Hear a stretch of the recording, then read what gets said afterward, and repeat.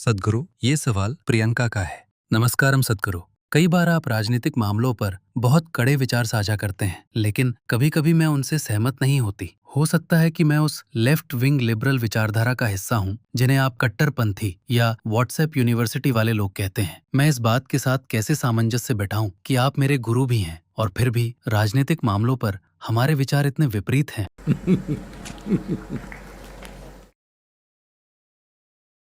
मैं आपकी कल्पना से कहीं ज्यादा लेफ्ट हूं।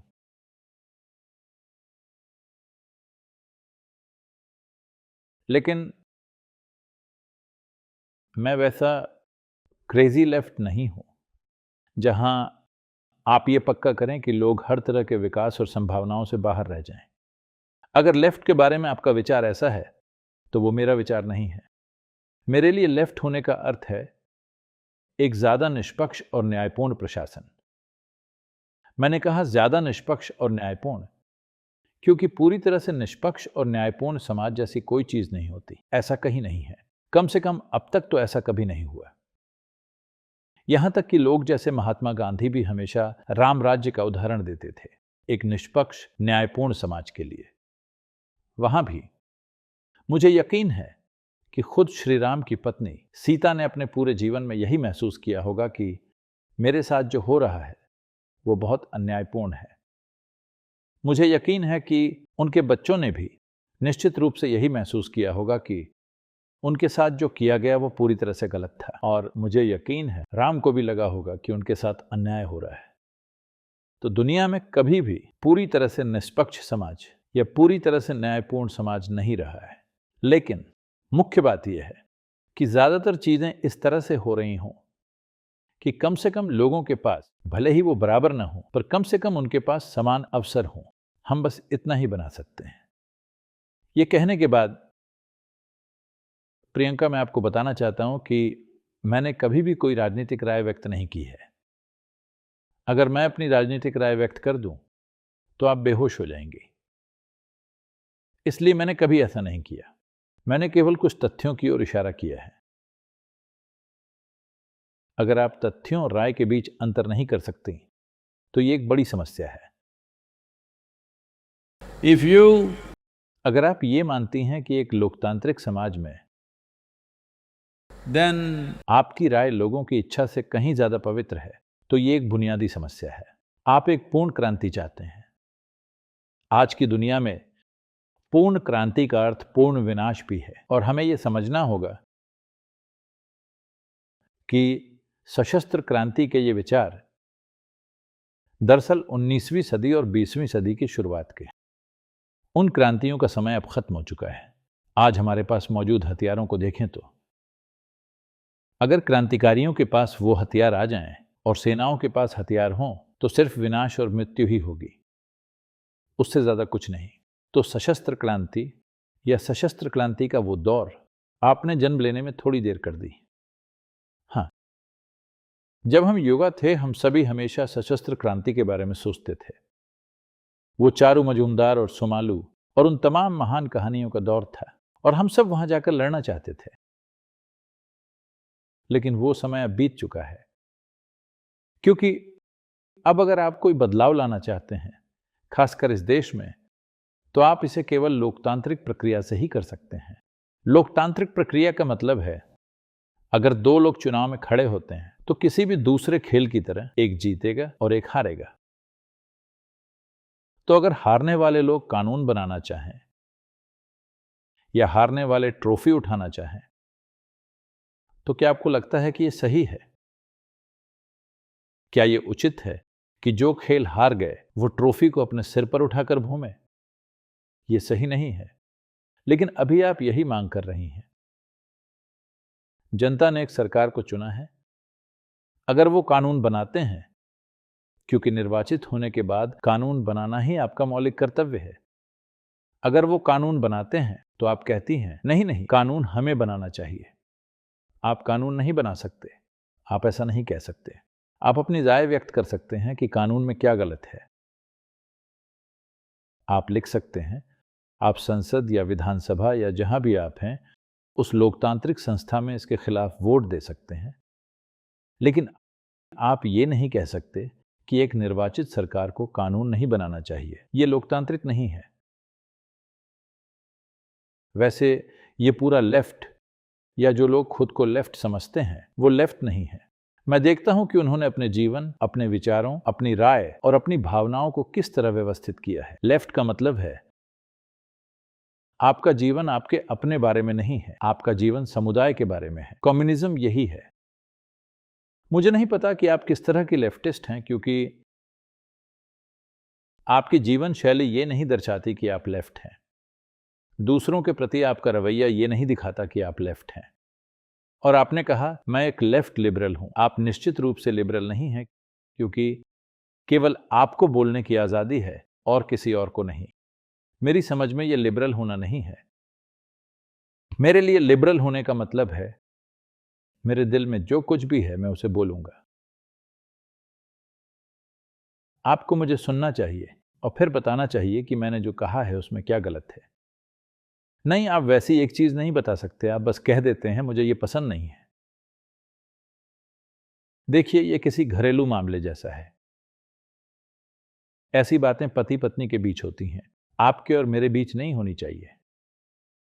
अगर कुछ गलत है, अगर आप कोई ऐसी चीज बता सकें कि यह सही नहीं है, तार्किक रूप से सही नहीं है, यह फैक्चुअली सही नहीं है, अगर आप मुझे बताएंगे तो मैं आपके सामने झुकूंगा और खुद को सुधारूंगा। लेकिन आपको बस ये पसंद नहीं है।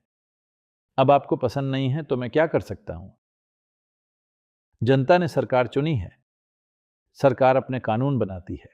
हमें किसी खास कानून को लेकर कुछ चिंताएं हो सकती हैं। हम कह सकते हैं इसको लेकर हम चिंतित हैं, कृपया इसे ठीक करें।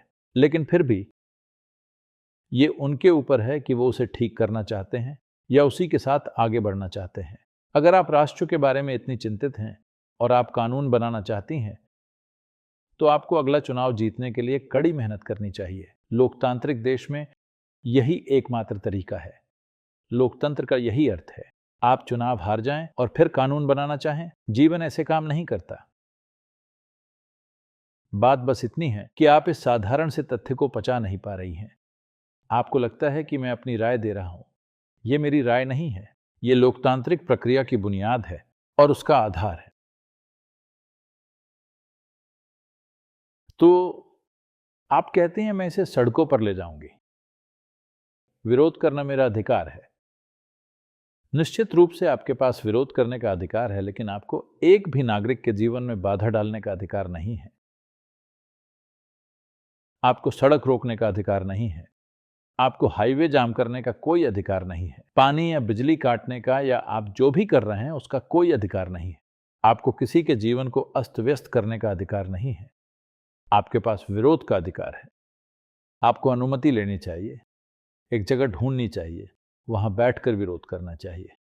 यहां तक कि आपको माइक का उपयोग करके उसका शोर मेरे घर में पहुंचाने का भी अधिकार नहीं है। You have no right.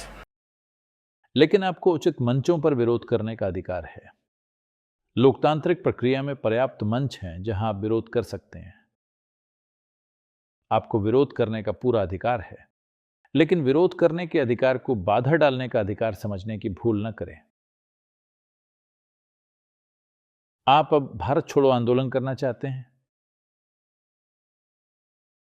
What? आप अब असहयोग आंदोलन करना चाहते हैं। आपको ये 1936 में करना चाहिए था।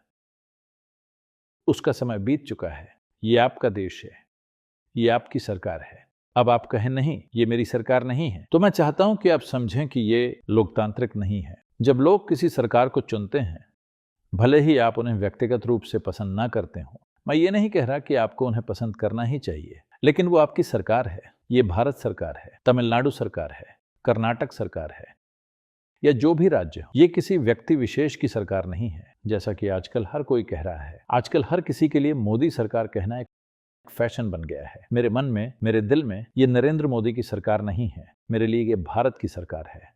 क्योंकि ये भारत की सरकार है, इसलिए मैं भारत सरकार का समर्थन करूंगा। इसलिए नहीं कि मैं किसी का प्रशंसक हूं, या इसलिए नहीं कि मैं किसी राजनीतिक विचारधारा से जुड़ा हूं, बल्कि इसलिए क्योंकि मैं भारत का एक नागरिक हूं। मेरे लिए इसका मतलब यह है कि क्योंकि मैं इस देश का नागरिक हूं, देश हमें रहने और काम करने के लिए एक व्यवस्था, सुविधा और बुनियादी आधार प्रदान कर रहा है। उसके लिए मैं नमन करता हूं और कहता हूं कि सरकार कानूनन जो भी कहेगी मैं उसका पालन करूंगा। मैं उसे मानूंगा क्योंकि वही कानून है। ओह, आपके बनाए कानूनों से मैं सहमत नहीं हूं। अगर आप सहमत नहीं हैं तो सुप्रीम कोर्ट या कोई और अदालत है जहां आप जा सकते हैं। अगर वो किसी भी तरह से अवैध है तो उसे खारिज कर दिया जाएगा। लेकिन अगर वो कानूनी है और फिर भी आपको पसंद नहीं है तो आपको अगला चुनाव जीतना होगा। यही एकमात्र रास्ता है। इन 5 सालों तक कड़ी मेहनत करने और अगली बार किसी तरह चुनाव जीतने के लिए जरूरी कमिटमेंट आप में नहीं है। आप में ऐसा कमिटमेंट नहीं है। आप चाहती हैं कि आप जीवन भर घर पर बैठकर आराम से खाती पीती रहें। लेकिन सरकार जो कुछ भी करे, आप हर चीज का विरोध करें। मैं आपसे कह रहा हूं, भारत सरकार के प्रति मेरा नजरिया वैसा ही रहेगा चाहे इस समय देश पर कोई भी शासन कर रहा हो, क्योंकि मेरे लिए भारत सरकार राष्ट्र चला रही है, न कि मोदी सरकार या मनमोहन सिंह सरकार या किसी और की सरकार। मेरे मन और मेरे दिल में ये भारत सरकार है और मैं इसका समर्थन करूंगा। आपको ये पसंद नहीं है, इसका मतलब है कि आपको लोकतांत्रिक प्रक्रिया पसंद नहीं है। तो आप बिना किसी प्रयास के प्रधानमंत्री बन जाना चाहती हैं। और आपकी योग्यता क्या है? सिर्फ इतनी कि जो मैं कहता हूं वो आपको पसंद नहीं है। आपके पास बस यही एक योग्यता है। अब आपके और मेरे बीच गुरु वाले रिश्ते की बात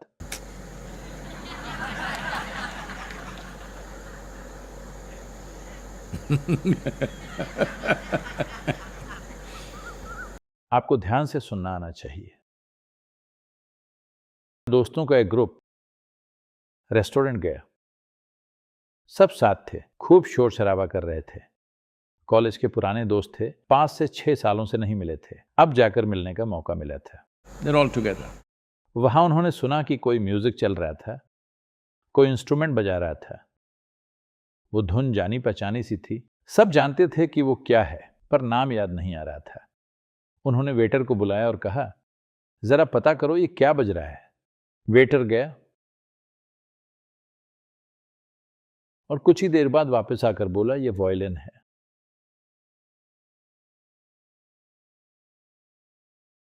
कहने का मतलब है कि आप सिर्फ सुन रही हैं, उन्हें समझ नहीं रही। अगर आप सच में सुनेंगी तो पाएंगी कि मैंने किसी भी चीज पर अपनी निजी राय नहीं बनाई है, क्योंकि मैं अपने मन में राय बनाता ही नहीं। मैं जो देखता हूं तो बस इतना कहता हूं कि ये तथ्य हैं और इनके आधार पर इसके ये नतीजे हो सकते हैं।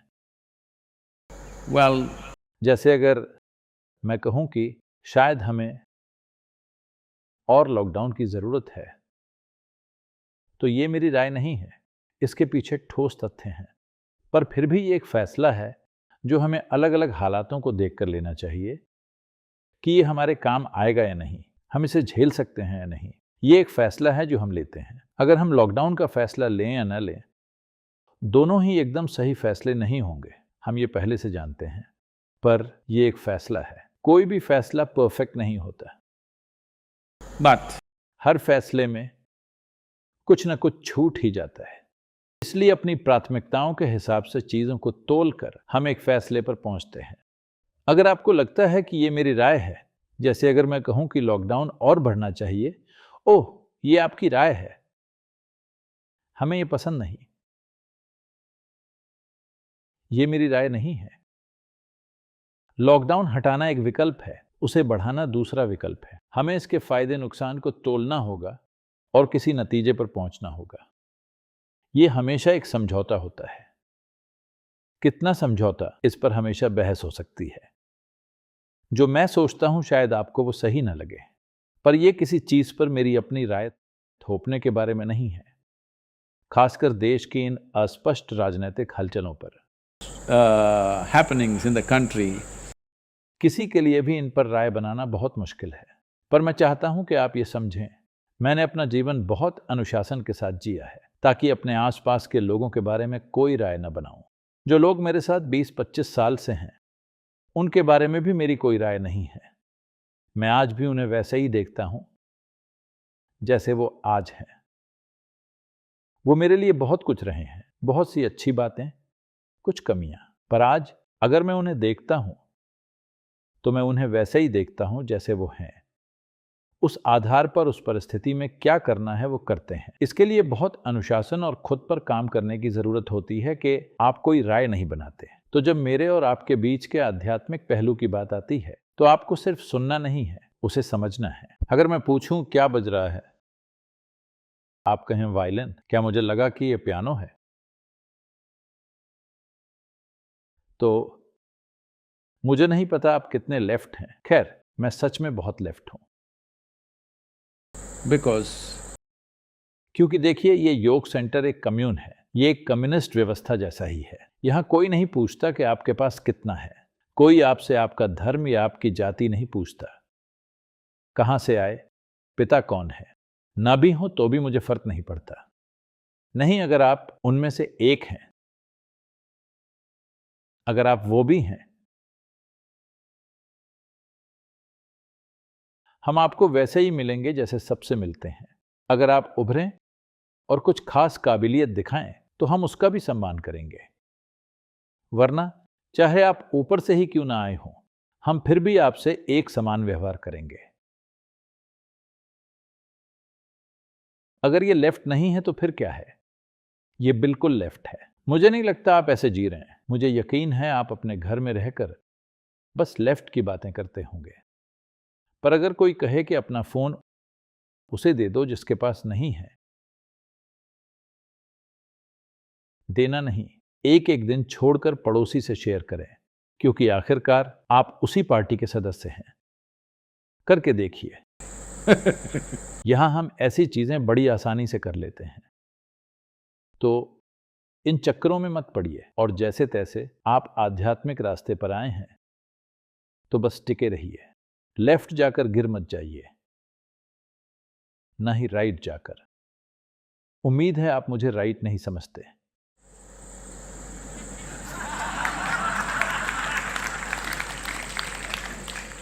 आप ये बिल्कुल नहीं कह सकते कि मैं राइट विंग हूं।